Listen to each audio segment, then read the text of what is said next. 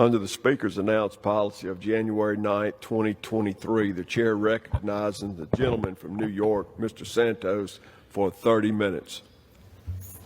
Thank you, Mr. Speaker.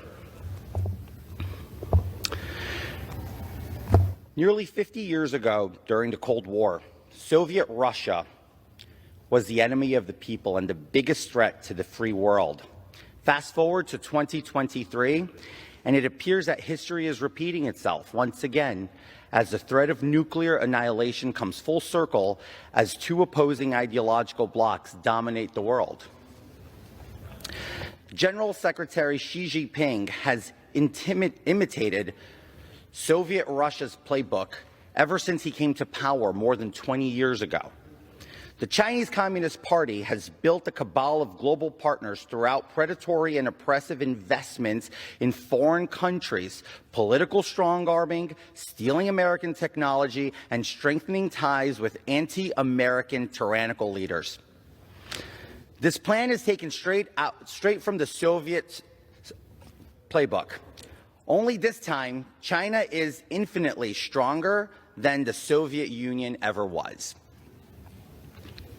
The United States must recognize and take immediate action against China's push for influence in the developing world. The Soviet Union used military might and territory conquest to forge strategic alliances and expand its influence past the Iron Curtain. However, China mainly uses economic sway and exploits our globalized economic system to expand. Over the past 2 decades, China has emerged as a critical trading partner for many regions and developing countries across the globe, and it is not by coincidence. China is intentionally targeting less developed countries to popularize its authoritarian model and undermine developing democracies worldwide. China's strategic approach is rendering explicit in Xi Jinping's Belt and Road Initiative, aka the BRI, a lending gambit that grants China's allies over 140 nations billions of dollars under the pretense of economic integration and interconnected development. China has bought up so much copper, pork, and soy and constructed so many roads, trains, power grids, and bridges that it surpassed the U.S. as South America's largest trade partner and is now Brazil, Chile, and Peru's single largest trading partner. Compared to the U.S. and the EU, Latin America's bilateral trade in goods with China grew dramatically from $14.6 billion in 2001 to $315 billion in 2020. That is a 21.5-fold increase since Beijing joined the World Trade Organization. These insidious tactics have made China an undeniable economic superpower throughout unbounded dishonesty and underhanded manipulation.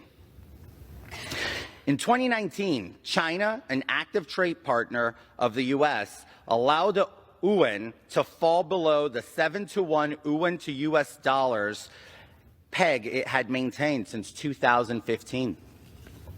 This action set off a day of intense selling in global markets, and in the U.S., the Dow Jones Industrial Average fell 2.9%, its worst daily decline all year. By devaluing its currency, China could effectively undercut competitors in the marketplace by offering lower prices on its exports and, according to the U.S. Treasury Department, gained an unfair competitive advantage in international trade. Intellectual property theft, corporate espionage, forced technology transfer, widespread product dumping, and currency manipulation are just a few of the economic warfare tactics used by the Chinese Communist Party. This brings me to my next point. One of China's most recent efforts to destabilize the United States involves forging an unofficial alliance with Russia to maintain Vladimir Putin's power at all costs. China is also the top trader with Russia and Ukraine. Before Russia invaded Ukraine, China had already surpassed Germany and the U.S. as Russia's most significant commercial partner and the largest consumer of its oil and gas.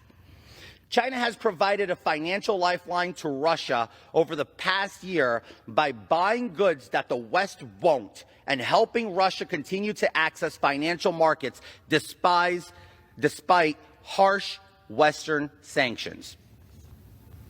China not only accounted for the highest year-over-year rise in export volume to Russia of any country in 2022, but it was also the largest exporter to Russia overall.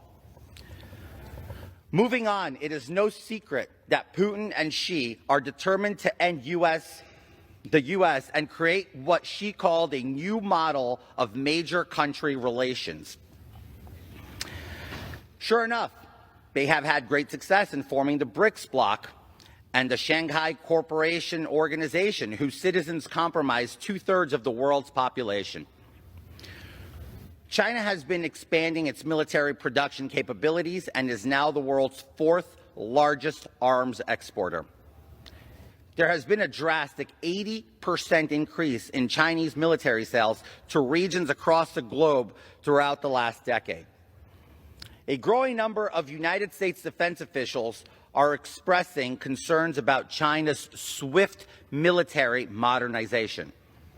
At this rate, the United States cannot keep up with their prices and turnaround, especially in regions like the Middle East, South Asia, and Africa. Between 2017 and 2020, Chinese arms exports to sub-Saharan Africa outpaced the United States by a ratio of nearly 3-to-1. China has spread its malevolent influence this far simply because China is determined to bolster our enemies and supplement them with whatever they need to undermine democracy and our sovereignty. China has allied with other iron-fisted regimes who are presently in the crosshairs of the U.S. sanctions, including some of the world's most monstrous dictators, such as Nicolas Maduro of Venezuela and Russia's Vladimir Putin.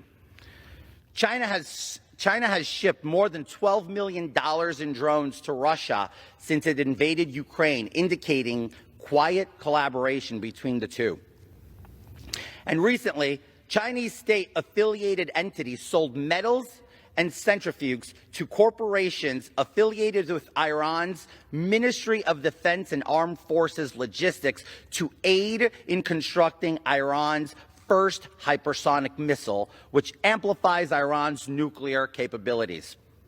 Despite debt-trapping Venezuela, China has remained their steadfast ally, negotiating payment grace periods and concealing trades. China has even gone so far as to support a veto of the 2019 U.S.-backed resolution in the United Nations calling for free and fair presidential elections. The Maduro regime has become reliant on China for disinformation campaigns and social control programs, including an ID card that serves as a scorecard of loyal Venezuelan citizens to the regime.